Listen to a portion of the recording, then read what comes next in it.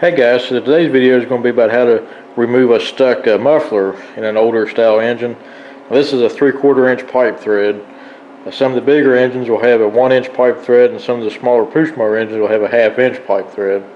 This is right in the middle, the most common ones you'll see. And most of the new engines have bolt-on mufflers, so it's kind of a thing of the past. But if you're trying to work on something and you need to change the muffler out, sometimes they can get rusted up. So what I've been doing every day for about 3 times a day, when I remembered, for over a week, is spray a little PB blaster right on that thread right there.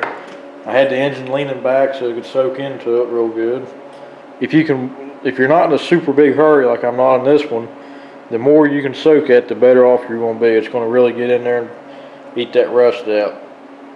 So I got a few tools out here. Most of the time it's going to have a lock ring like this, as you can see on this one, and you would just take a punch and a hammer and catch one there and get it to spin. And sometimes you can actually go all the way with that until it bottoms out, and actually use that to help loosen up the muffler if it's not stuck extremely bad. Now, this one doesn't seem to be stuck quite as bad as some of them I've seen are, so hopefully it'll come right loose. But if not, we'll have to put some heat on it. That's why the propane torch is there. And obviously you can't go crazy with it, because you don't want to damage the block or warp the head or anything from excessive heat in one spot. So just pay attention to that kind of stuff. I also want to point out how short the crankshaft is in this engine compared to a normal one. I've never seen one that short, and it has, as far as I can tell, unless it's been machined and everything, it hasn't been cut off or nothing. This is more than likely a tiller engine. Motor runs good. Barely, I don't think it smoked at all when I had it running. Alright, so let's get started. We're just going to put a pipe wrench on it and see what happens. You got to be careful not to break any fins or anything. This pipe wrench might be too big.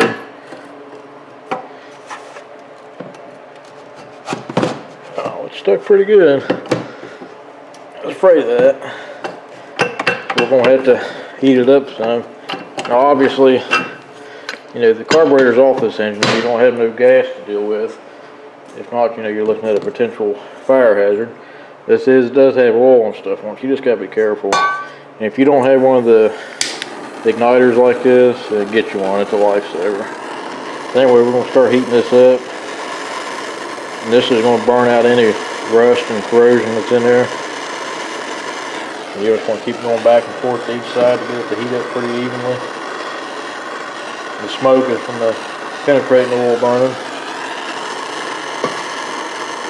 So I'm going to get this kind of hot and let it sit for a little bit, then heat it up again, and we'll try to get it just to help it get in there better. So we got it pretty hot here. It's been on here for about 5 minutes. So turn your torch off if you're going to do this.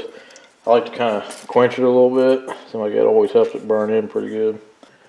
I did have it tilted at one point to kind of let it run into it. But anytime you're trying to free up something that's rusted, there's 2 things that's key for doing it. A good penetrating oil and patience. Because you can really destroy something if you can't get it off. And if I didn't need a different type of setup on this, like the exhaust pipe, this would have been left on there because there's nothing wrong with it. And hopefully we don't destroy it in the process or damage the block out. Try this again.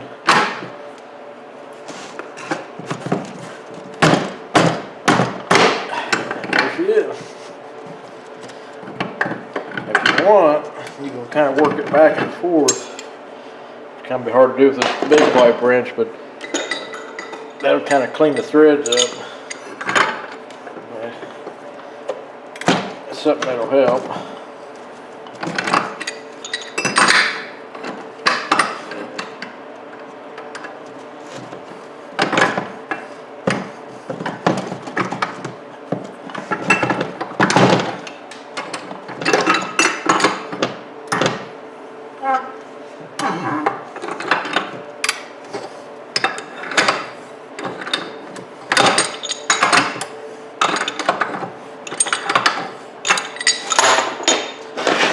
Obviously, it's going to be hot.